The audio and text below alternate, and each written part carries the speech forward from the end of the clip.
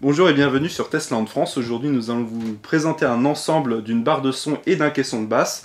Donc un ensemble de la marque Harman Kardon. C'est la série Sabre, les Sabre SB35. Donc c'est cet ensemble en fait avec la barre de son et le caisson de basse pour un prix aux alentours des 799 €, voire encore moins cher maintenant. Donc on va voir ça partie par partie. Voilà ce que nous avons dans le carton, le premier carton le plus long, celui de la barre de son. Donc au-dessus on retrouve la barre de son, on va la détailler juste après. Mais en premier on va voir toute la câblerie qu'il y a avec. Alors déjà on a le petit câble d'alimentation sur secteur qu'on va brancher au transformateur, qu'on pourra donc avec un long câble ici brancher directement sur la barre de son. Donc qu'elle soit posée ou fixée sur un mur, le câble sera assez long pour qu'on ne voie pas ce gros transformateur. Qu'est-ce que nous avons d'autre en câblerie? On a ici un petit câble optique qui sera très bien pour la qualité du son. On aura un adaptateur ici, un câble plutôt HDMI vers micro HDMI qui fait en même temps du coup adaptateur, vu qu'il n'y a que des prises micro HDMI, vu que cette barre de son est très fine, il n'y a pas eu la place de mettre des prises HDMI normales. Donc au moins on a un câble fourni. On a aussi donc une prise jack 3,5 mm stéréo vers deux prises donc RCA audio pour brancher donc sur un système un lecteur CD ou tout ce que vous voulez. Et donc ici on a d'autres papiers, donc la notice, tout ça. Bon voilà, c'est un peu moins intéressant sachant qu'elle est assez facile au final à installer et encore plus facile à utiliser après. On a de plus, en plus d'avoir donc quelques boutons sur la barre de son, on a une belle petite télécommande qui est vraiment très fine, très jolie. Donc on a un arrière en aluminium assez joli, autrement c'est en plastique à l'avant. Donc là elle est protégée, hein. Normalement c'est plus joli avec le petit logo Harman Kardon en dessous.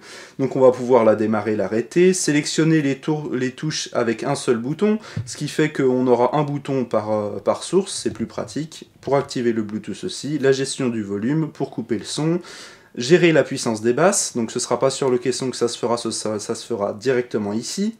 Donc voilà, des différents volumes, aussi sélectionner le système audio si on veut rester en stéréo, donc en 2.1, ou si on veut un son virtuel en surround, donc pour émuler virtuellement, on va dire un système audio plus que 2.1, et Wave, donc c'est encore un système audio, donc c'est voilà, des technologies que Harman Kardon ont fait pour augmenter la qualité du son et le spectre audio. Donc après ça dépend comment on le met, où est-ce qu'on le met dans notre pièce. Qu'est-ce que nous avons d'autre?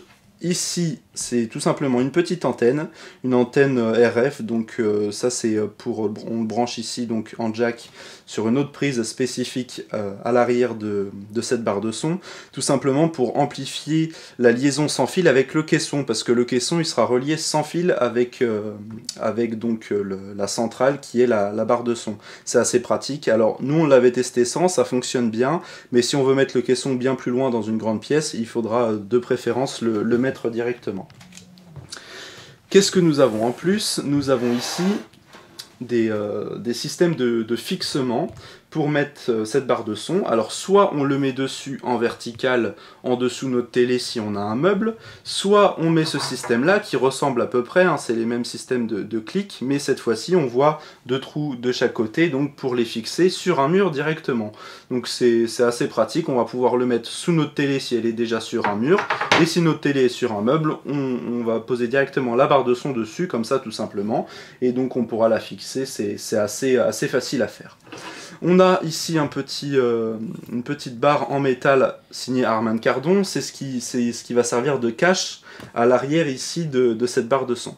Alors à présent, on va voir précisément la barre de son, comment elle est disposée et ce qu'elle a.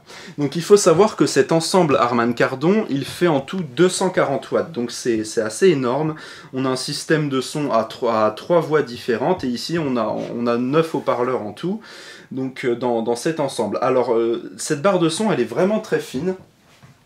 Elle fait seulement 3,2 cm d'épaisseur, donc c'est une des barres de son les plus fines créées au monde, donc c'est vraiment sympa. Par exemple si vous la mettez contre le mur en dessous de votre télé, elle sera de la même, elle dépassera pas de votre télé, ça se trouve elle sera même plus profond dans le mur que votre télé elle-même. Donc ça va vraiment se fondre dans la masse et c'est assez sympa. Le tout est vraiment très sobre. Ici on a du tissu donc pour laisser cacher les haut-parleurs, du tissu donc totalement noir qui se fondra vraiment dans la masse avec le petit logo quand même Harman Kardon, ils l'ont bien mis. De l'autre côté, donc à l'arrière, sur les côtés, sur le dessus, on a un aspect donc totalement en aluminium, c'est du 100% aluminium, avec ici donc l'emplacement où on va pouvoir mettre les connectiques de chaque côté, les connectiques et alimentation bien sûr. On retrouvera notre barre ici Harman Kardon, que l'on va pouvoir fixer comme ceci. Hop, tout simplement, donc pour cacher, voilà, pour cacher la câblerie qui pourra passer soit au-dessus, soit en dessous. Donc au-dessus, ce sera sûrement pour aller envoyer donc le son et la vidéo sur la télévision, par exemple, ou faire arriver le son ici directement. Et en dessous, donc ce sera plus pour connecter les sources et l'alimentation. Donc on va voir justement les différentes connectiques que l'on a. On va faire comme ceci pour voir ici les premières connectiques. Donc ici, on a tout ce qui est source. On a 3 prises micro HDMI. Donc il faudra acheter des adaptateurs, sachant qu'il y en a un, il n'y en a qu'un seul. Donc si vous voulez brancher plusieurs sources, il faudra acheter des câbles ou des adaptateurs directement. Donc là, il y a 3 sources HDMI et il y en a une 4e, mais ça c'est pour renvoyer à la télé. Donc là, c'est des sources en entrée et la source en sortie pour afficher donc la sélection totale qui va directement à la télévision. Donc pour ces 4 prises micro HDMI. Et on va voir de l'autre côté. Donc de ce côté-ci, on retrouve le reste des connectiques, avec ici une prise jack mono. Ce sera pas pour le son, mais ce sera bien pour le petit câble qu'on a vu précédemment, qui est l'antenne en fait pour relier le caisson. Donc nous, on l'avait utilisé sans ce câble, vu que notre caisson était tout prêt lorsqu'on a testé ce système. Si vous voulez mettre le caisson plus loin ou avoir une meilleure qualité de son, ou pour éviter que ça coupe, vous branchez directement la petite antenne qui est fournie avec. De toute façon, cette prise est prévue à cet effet, autant en profiter. On a ici la prise d'alimentation, on a vu le transformateur tout à l'heure. On a ici une prise optique, on avait branché nous notre système en optique avec du coup une seule source, la source qui arrivait directement de la télévision. Et ici, on a une prise donc auxiliaire in, donc une prise jack. On a vu notre câble tout à l'heure jack vers RCA si on veut brancher une platine par exemple ou autre chose. Et on pourra aussi brancher en jack vers jack un téléphone ou un ordinateur, même s'il y a en plus à l'intérieur le Bluetooth, c'est vraiment très intéressant. Et ici donc on a le petit bouton, on a juste à cliquer dessus pour l'appairer au caisson de base. Donc ça se fera une seule fois à l'installation bien sûr. Donc on appuie sur ce petit bouton là, on appuie sur le même bouton qui se trouve sur les caissons de basse. Du coup la barre de son et le caisson de basse se connectent ensemble. Et de l'autre côté, on aura ici un petit câble ici qu'on pourra brancher, donc c'est du micro USB hein, pour mettre à jour le système à l'intérieur de cette barre de son, donc pour mettre à jour par exemple le système Bluetooth. On retrouvera ici 2 petites ouvertures qui seront tout simplement les emplacements où on va pouvoir mettre les différents systèmes de fixation. Donc ce système là qui sera mis directement pour mettre cette barre de son contre le mur. Donc c'est vraiment super fin, hein. On garde nos 3,2 mm d'épaisseur, nos 3,2 oui c'est ça mm d'épaisseur, et pareil si vous voulez le mettre contre le mur avec en plus le système de fixation, ce sera pas beaucoup plus, hein. On sera à peu près à 3,5 cm d'épaisseur de plus du mur.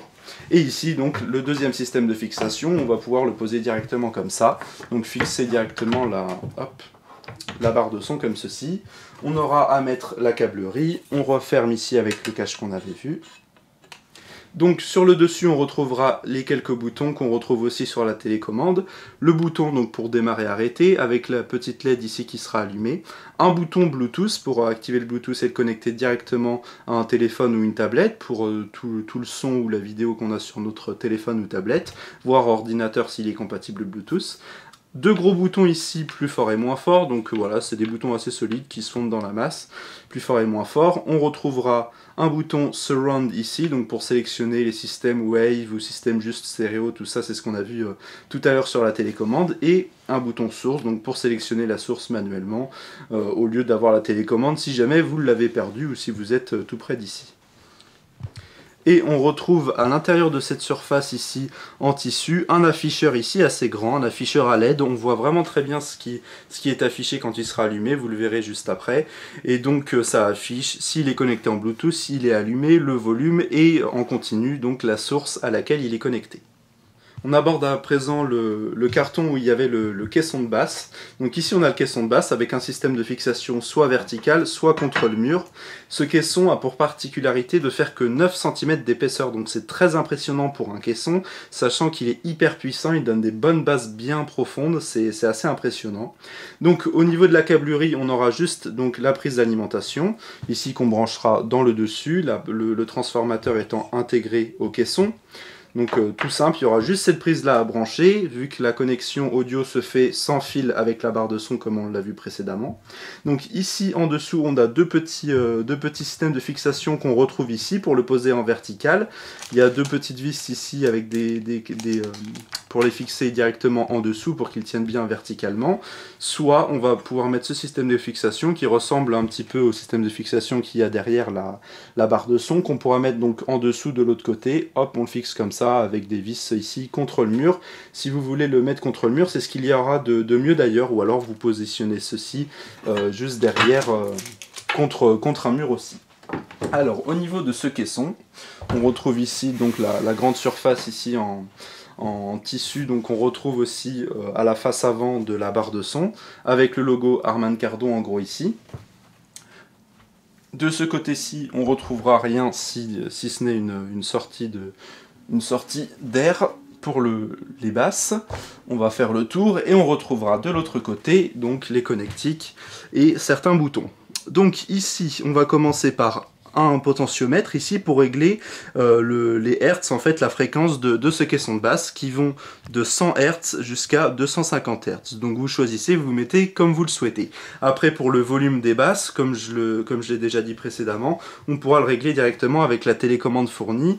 Donc ce sera fait sur la barre de son et ce sera envoyé directement ici par l'interface sans fil comme on l'a vu. Justement cette interface sans fil pour le connecter à la barre de son, on avait le petit bouton pairing qu'on a vu sur la barre de son et on retrouve le même ici, pairing donc sur le caisson pour les connecter entre eux.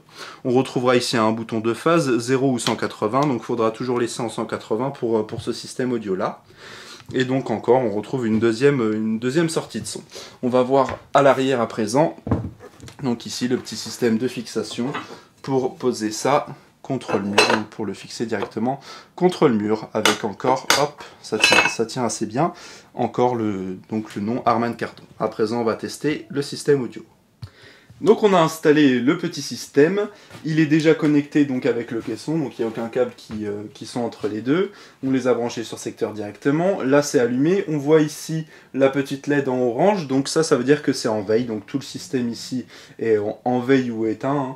Ce sera toujours comme ça à part si vous le débranchez. On a juste à l'allumer ici, la petite LED devient blanche légèrement bleutée, et on voit ici notre afficheur LCD ici, connected, donc comme quoi il est connecté en Bluetooth parce que du coup on l'avait connecté en Bluetooth. Donc on peut sélectionner ici les différentes sources, aux-in, etc., optical, HDMI TV, HDMI 1, 2, 3, voilà, donc l'ensemble HDMI, et là on le reconnecte en Bluetooth. Donc on a notre télécommande où on peut gérer du coup le volume.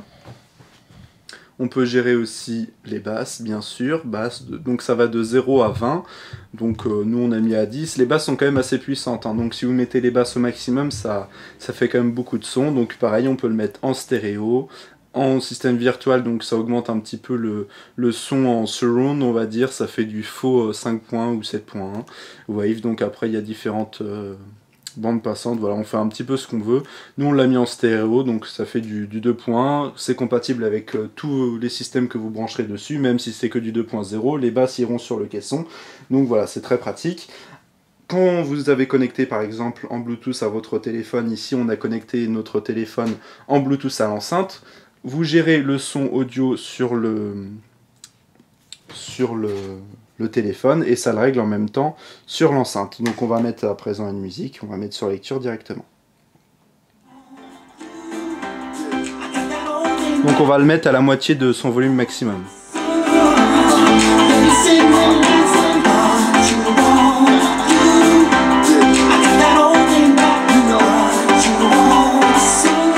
Donc le système audio est vraiment très puissant, on va le mettre à 75% de sa puissance maximum.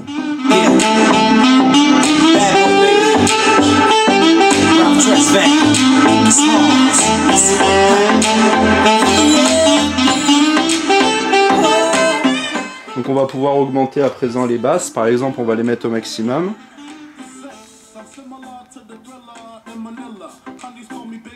Et on va mettre à fond en même temps.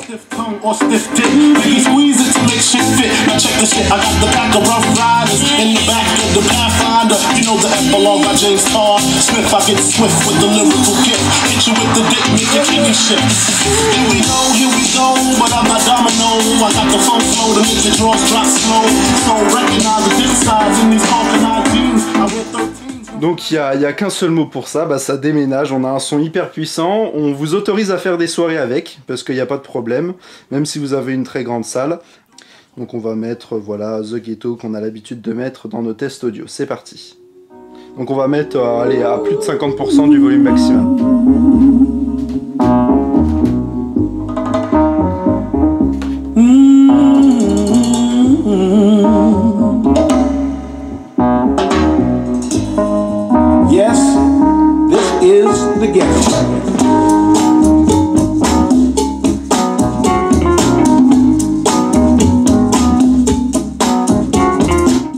On va avancer un petit peu la musique.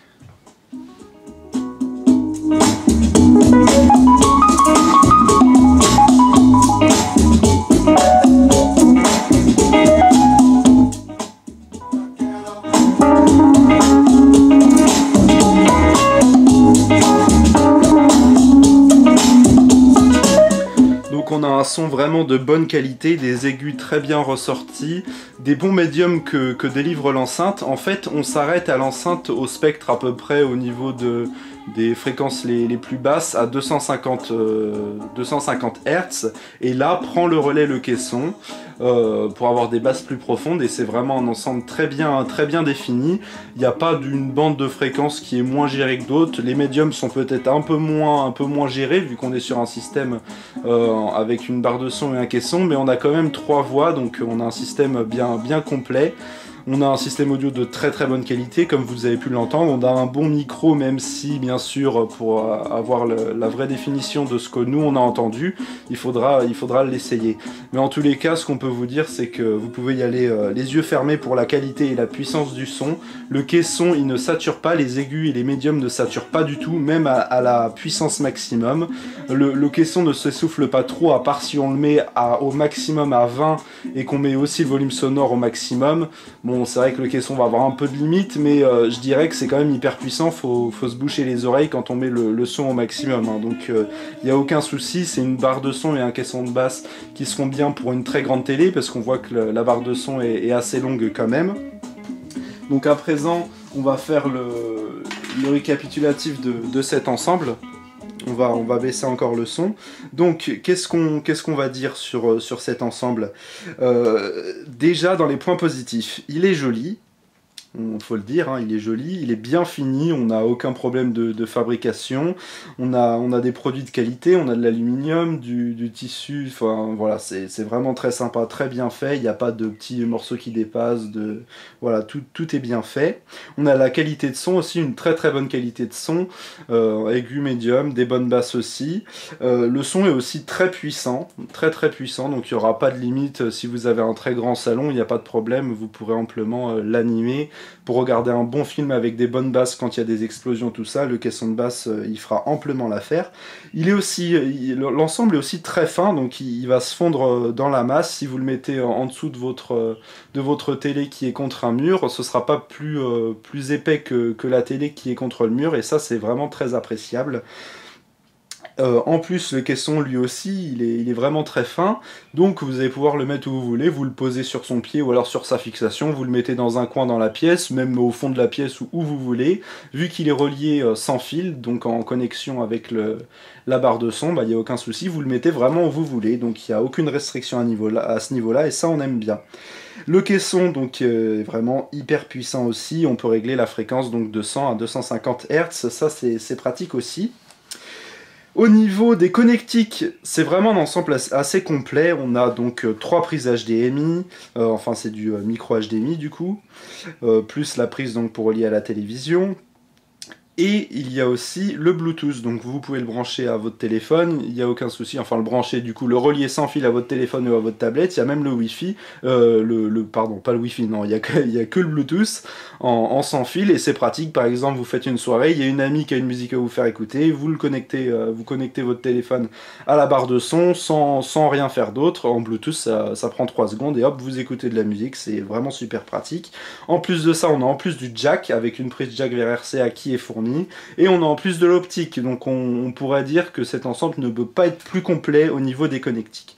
Le seul point négatif qu'on aurait trouvé, et qui est corrigible très facilement, c'est qu'il y a qu'une seule prise, enfin qu'un seul câble de fourni avec, qu'un seul câble HDMI vers micro HDMI. Donc si vous voulez brancher plusieurs sources en HDMI, donc par exemple votre console ou votre box qui fait télévision, et aussi votre lecteur Blu-ray par exemple, vous aurez à racheter des câbles donc HDMI vers micro HDMI, ou alors des adaptateurs micro HDMI vers HDMI pour brancher votre câble HDMI habituel. Donc ça, ce sera acheté en plus sur internet ou en magasin. Mais voilà, donc on aurait peut-être préféré pour 20 ou 30 euros de plus de l'ensemble avoir au moins 2 ou 3 câbles au lieu d'un seul. C'est les seuls points négatifs, parce que c'est le seul point négatif, parce qu'au final on a un ensemble qui vaut vraiment son prix, on est sur un des meilleurs rapports qualité-prix du marché, un ensemble de cette qualité, de cette finition, avec autant de sources et autant de puissance pour ce prix-là, environ donc 799 €, voire moins cher encore. On peut vraiment se faire plaisir, donc allez-y vraiment avec vos deux yeux bien fermés, il n'y a aucun souci. On se dit à bientôt pour de nouvelles vidéos, vous pouvez mettre un petit like, un commentaire, et on se dit à bientôt sur Testland France.